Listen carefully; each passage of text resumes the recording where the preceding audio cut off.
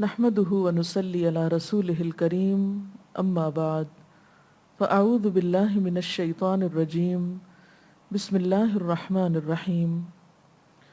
شروع کرتی ہوں اللہ کے نام سے جو بے انتہا مہربان نہایت رحم فرمانے والا ہے۔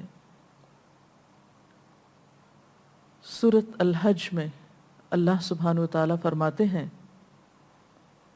ہر امت کے لیے ہم نے قربانی کا ایک قاعدہ مقرر کر دیا ہے تاکہ اس امت کے لوگ ان جانوروں پر اللہ کا نام لیں جو اس نے ان کو بخشے ہیں۔ ان مختلف طریقوں کے اندر مقصد ایک ہی ہے، بس تمہارا خدا ایک ہی خدا ہے اور اسی کے تم مطیع فرما بنو، یعنی اسی کی اطاعت کرو۔ اور اے نبی صلی اللہ علیہ وسلم خوشخبری سنا دیجئے عاجزانہ روش اختیار کرنے والوں کو، جن کا حال یہ ہے کہ اللہ کا ذکر سنتے ہیں تو ان کے دل کانپ اٹھتے ہیں۔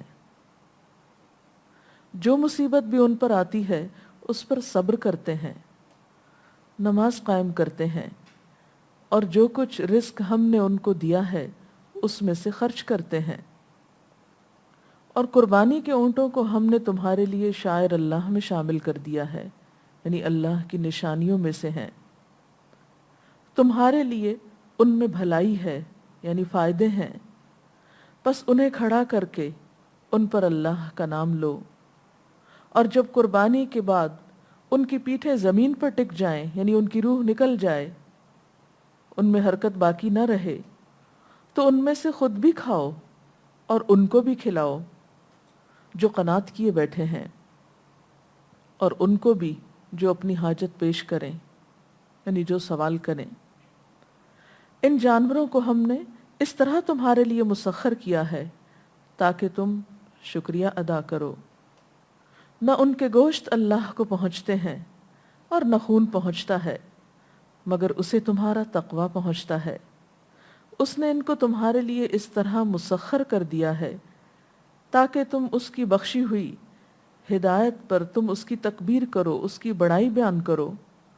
اور اے نبی صلی اللہ علیہ وسلم بشارت دے دو محسنین کو، نیکی کرنے والوں کو، احسان کرنے والوں کو۔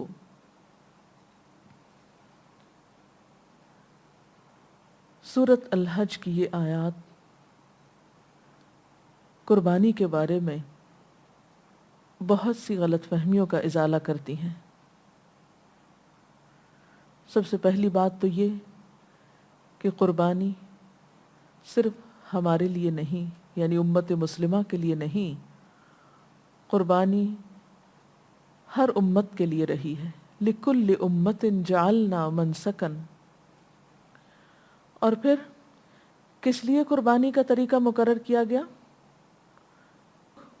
تاکہ لوگ ان جانوروں پر اللہ کا نام لیں جو اللہ نے ان کو بخشے ہیں،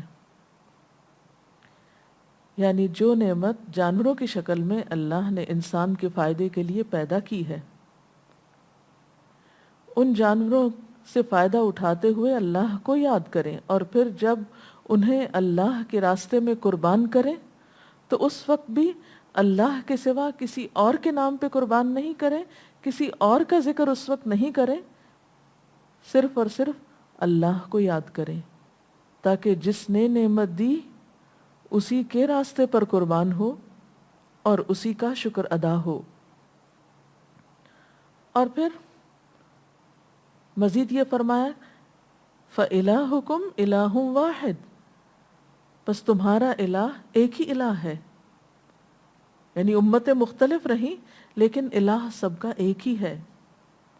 اسی ایک الہ نے سب کے لیے دین کے طریقے مقرر کیے، اسی نے ہمارے لیے قربانی کا طریقہ مقرر کیا۔ گویا قربانی کرنا کسی عام انسان کی طرف سے نہیں حکم، یا کسی معمولی ہستی یا کسی معمولی شخص نے اس کا قاعدہ مقرر نہیں کیا، یہ تو براہ راست خود اللہ کی طرف سے آیا ہے طریقہ، اس کا حکم تو اس کی طرف سے آیا ہے۔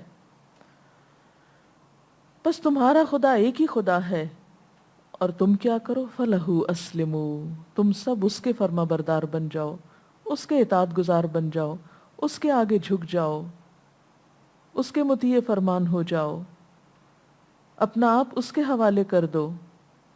جب اس کا حکم آ جائے تو پھر اپنی مرضی نہ کرو۔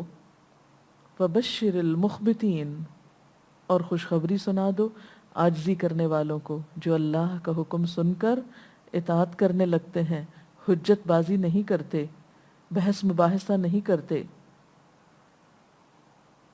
کون ہے یہ عاجزی کرنے والے؟ الذین اذا ذکر اللہ وجلت قلوبہم، یہ وہ لوگ ہیں کہ جب ان کے سامنے اللہ کا ذکر کیا جاتا ہے، اللہ کا نام لیا جاتا ہے، اللہ کا حکم انہیں سنایا جاتا ہے، اس کی کوئی بات ان کے سامنے آتی ہے تو وجلت قلوبہم، ان کے دل کانپ اٹھتے ہیں۔ کہاں یہ کہ وہ اللہ کے کسی حکم کا مذاق اڑائیں یا اس میں کوئی حجت بازی کریں یا اس کا کوئی نقصان بتائیں، اس کے برعکس وہ جھک جاتے ہیں اور اللہ کی بات صرف اپنی عقل پر نہیں تولتے بلکہ اس کے حکم کو اپنے دل پر لیتے ہیں، اور ان کے دل بھی، یعنی دلوں کی توجہ اور دل جمعی کے ساتھ وہ اللہ کے حکم کی اطاعت کرتے ہیں۔ وَالصَّابِرِينَ عَلَى مَا أَصَابَهُمْ، اور ان کی خوبی کیا ہے کہ جو بھی مصیبت انہیں آتی ہے اس پر صبر کرتے ہیں۔